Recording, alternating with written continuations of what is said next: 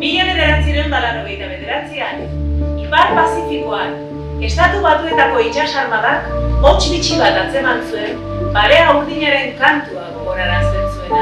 Baina barea urdinak 10 eta 29 hertz bitarteko frekuentziak komunikatzen dira. Hala ere, hots misteriotsu hori 52 hertzeren iristen zen. Espeziaren entzumena ahalmenetik urrun geratzen den soinua. 52 hertzeko barea. Baita Worien 52 edo barea bakarria izenez ere ezagutzen dena. Bakarrik ibiltzen da. Uste dute korra izan daitekeela jaiotzatik. Eta horregatik, ez zuela inoiz bere kantua frekuentzia egokian igortzen ikasi. Ez dagoaren deia sekulantzun duen balearik. Existitzen denik ere ez dakite.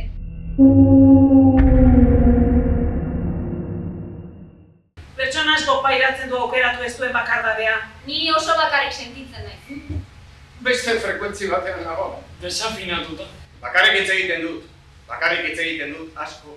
Gazen bat, eta gehiago saiatu orduan eta aukera. Ez dakit.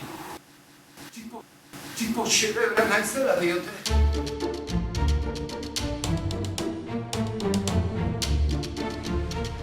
Niri gertatu hazitzaian. Emaztea itzenean ni gelditu egin nintzen.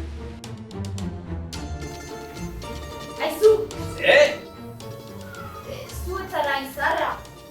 Zer dela eta bizi nahi duzu hemen. Ez du nahi. Ez dut inon, ez du nahi. Ni nintzen etxetik ateratzen.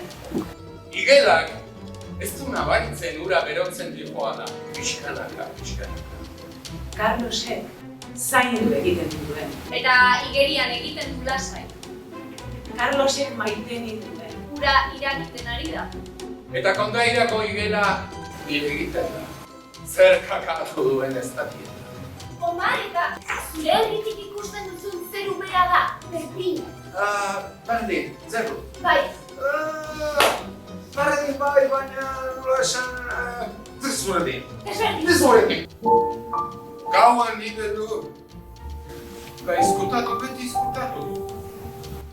Jendea ez ikusi ni nola izan, jendea begiratu ni eta ikusi arrisku. Beti arrisku. Jendea beldur ni. Baina, ni beldur jendea. Zuli. Manolo! Manolo!